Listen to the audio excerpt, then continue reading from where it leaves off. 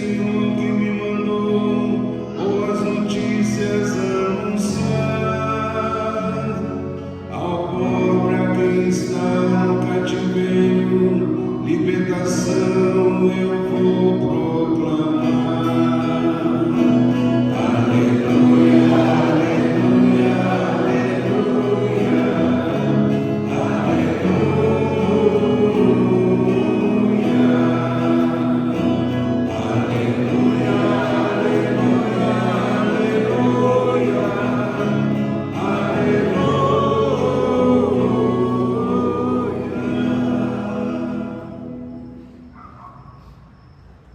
O Senhor esteja convosco. Ele está no meio de nós. Proclamação do Evangelho de Jesus Cristo segundo Mateus. Glória a vós, Senhor. Naquele tempo, partindo dali, Jesus viu um homem chamado Mateus, sentado na coletoria de impostos, e disse: segue-me. Ele se levantou e seguiu a Jesus.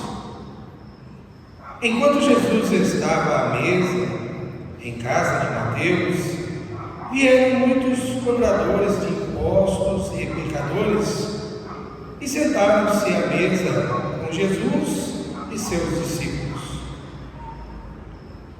Alguns fariseus viram isso e perguntaram aos discípulos: por que vosso mestre come com os cobradores de impostos e pecadores? Jesus ouviu a pergunta e respondeu: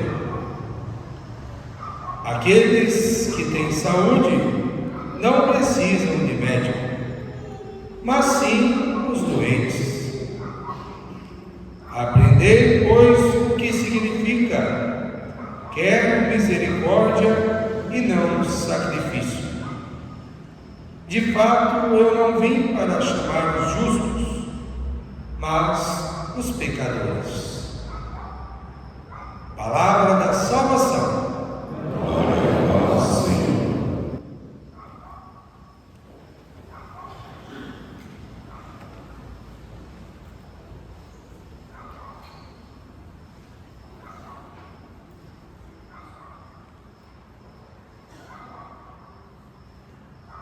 Prezados irmãos e irmãs, no último domingo celebramos a solenidade da Santíssima Trindade e na meditação consideramos que Jesus revela a verdadeira imagem de Deus. Jesus revela que Deus é amor. E nós contemplamos o mistério da Trindade, essa relação amorosa que existe entre as pessoas da Santíssima Trindade. Como a Santíssima Trindade vive entre si uma relação de amor, o amor vivido pela Santíssima Trindade transborda, recaindo sobre nós. Deus se aproxima de nós com amor.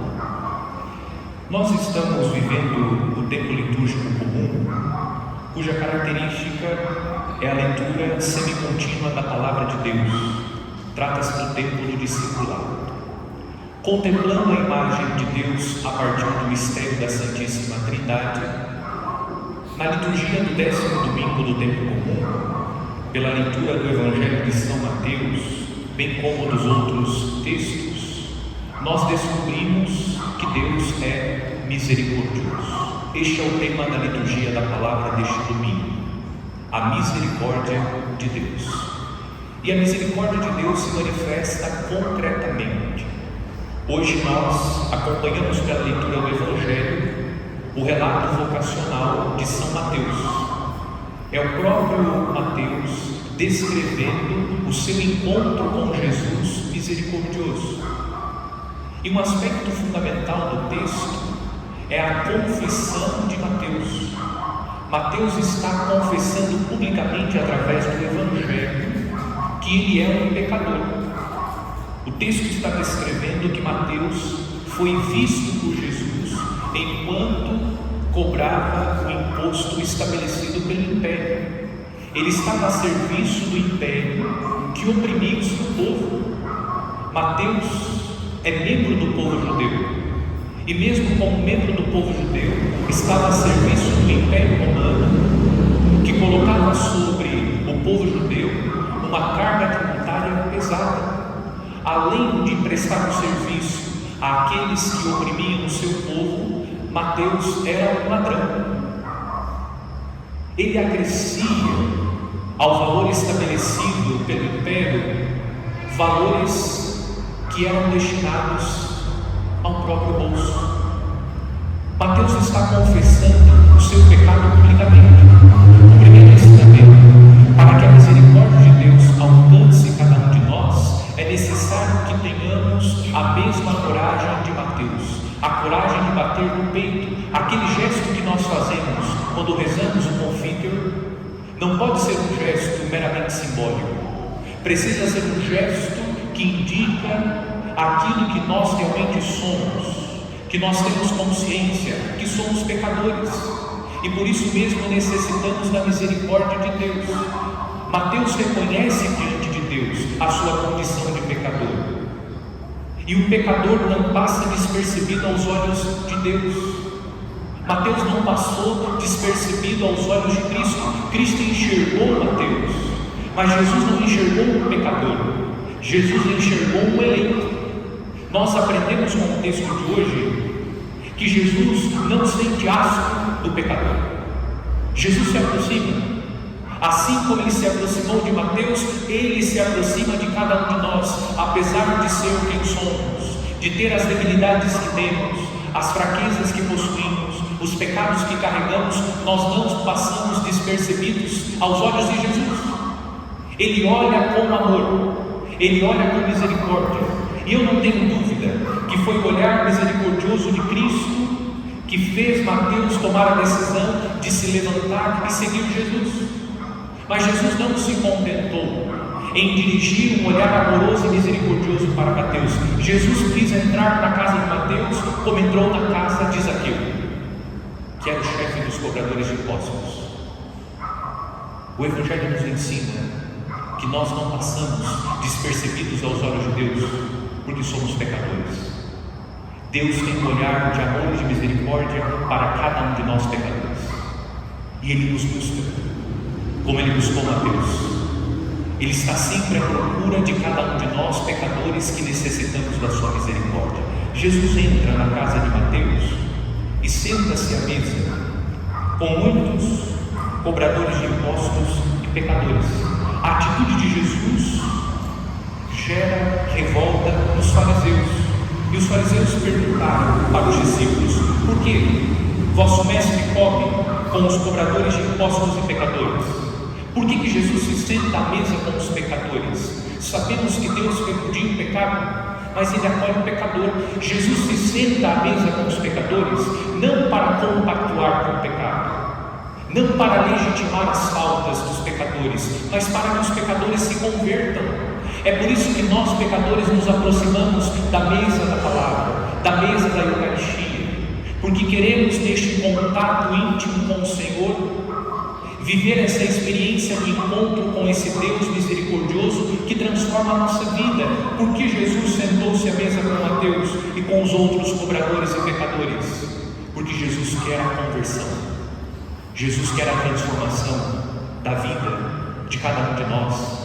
Não precisamos ter receio de sentar-se à mesa com o Senhor, para que o Senhor possa, através do seu amor, transformar radicalmente a nossa vida. Os fariseus estão inconformados com Jesus, porque ele se senta à mesa com os pecadores. E Jesus, na conclusão do Evangelho, em certa medida tem uma ironia, quando ele diz: aqueles que têm saúde não precisam de médico, mas sim os doentes, repetindo a profecia de Oséias: quero misericórdia e não sacrifício.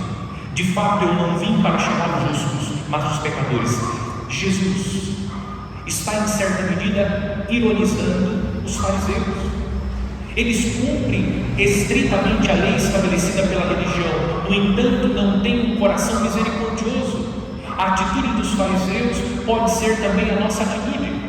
Nós necessitamos da misericórdia de Deus, reconhecemos que somos pecadores, mas não admitimos o pecado alheio. Temos a tentação de apontar o dedo para o outro, como se nós fôssemos melhores que o outro, como se nós estivéssemos acima do outro. Para que a misericórdia de Deus alcance a nossa vida, nós precisamos, além de reconhecer que somos pecadores, olhar com misericórdia para o outro. Jesus está denunciando essa hipocrisia dos fariseus. Qual é a diferença entre os fariseus e os cobradores de impostos? É verdade, existem uns que pecam mais e outros pecam menos. Mas qual é a diferença substancial? É que o pecado dos publicanos está evidente e o pecado dos fariseus está escondido. É necessário pedir a Deus um coração misericordioso, deixar de apontar o erro do outro e reconhecer que nós precisamos, tanto quanto aquele irmão cujo pecado está mais aparente que o nosso, da misericórdia de Deus. O texto da primeira leitura do profeta Oséias precisa ser lido à luz da história do próprio profeta. Conhece a história do profeta Oséias? O profeta Oséias é o profeta que foi chifrado, é o profeta que foi traído pela esposa. Essa é a história de Oséias. Ele foi traído pela esposa, mas Oséias tomou a decisão de acolher novamente na sua casa a sua esposa que foi infiel. E a beleza do texto: Oséias utilizou a própria história para retratar a história do povo de Israel. A infidelidade da esposa de Oséias representa a infidelidade do povo de Israel. O povo de Israel é infiel a Deus. E qual foi a atitude do profeta? Ele decidiu acolher a sua esposa. Ele decidiu readmiti-la. É o que Deus faz com cada um de nós. Somos infiéis a Deus. A história do profeta Oséias retrata a fidelidade de Deus e a nossa infidelidade. O profeta decide readmitir a sua esposa. Deus também decide readmitir cada um de nós. Por isso não precisamos fugir de Deus, porque Deus está sempre de braços abertos para acolher cada um de nós que somos infiéis, inconstantes, pecadores. Ele está sempre de braços abertos. Não precisamos fugir do Senhor, porque Deus é paciente, benevolente e misericordioso. É fato que Deus não compactua com os pecados, mas Ele está sempre pronto a acolher o pecador que se arrepende. E o texto da segunda leitura da carta aos Romanos, São Paulo, durante a carta aos Romanos, ensina que o pecador é justificado pela sua fé. Não são as obras, não é a observância dos ritos religiosos que justifica, que salva o pecador, mas a sua fé em Jesus Cristo. E São Paulo lembra, citando no texto, a fé de Abraão. E o texto fala da fragilidade de Abraão, um homem que tinha cerca de 100 anos, o útero de Sara já incapaz de conceber. Deus tira o provável do improvável. Pela fé de Abraão, Deus concedeu àquele homem um descendente, Isaque, e através de Isaque, dos patriarcas, Deus constituiu o seu povo e Deus proveu a salvação para a humanidade, porque Cristo Jesus saiu do povo judeu. A salvação aconteceu e acontece na vida de cada um de nós graças à fé em Jesus Cristo. É nele, é depositando nele a nossa confiança. Por isso não precisamos desesperar da nossa salvação, porque se nos aproximamos com o coração contrito de Deus, não importa o pecado que nós cometemos, não importa a fragilidade que temos, a debilidade que possuímos, o passado que temos, o que importa é se aproximar do Senhor, confiante na sua misericórdia, que Deus acolhe o pecador arrependido e nos dá a graça da salvação. Conscientes da misericórdia do Senhor, sejamos misericordiosos, porque também não adianta crer na misericórdia de Deus, mas ser um carrasco com o outro. Não adianta professar que nós cremos na misericórdia de Deus se nós ainda carregamos no coração um desejo de vingança. Eu termino contando uma história real. Acompanhei uma família que passou pela chaga do adultério. que dor, que sofrimento. Mas a parte que foi infiel manifestou um arrependimento sincero. Um arrependimento sincero.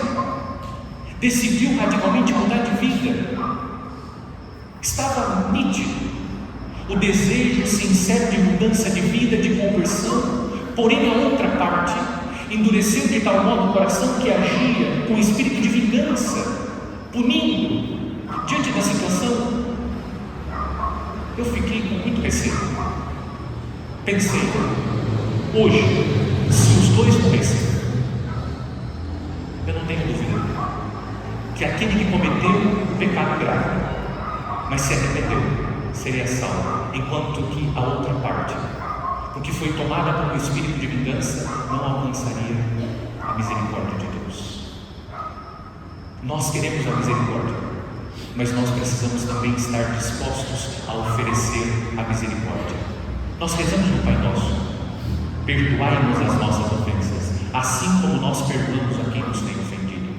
Deus é misericordioso e nós também precisamos agir com misericórdia. Vamos pedir ao Senhor que nos dê a graça de agir com misericórdia, porque são os misericordiosos que alcançarão misericórdia.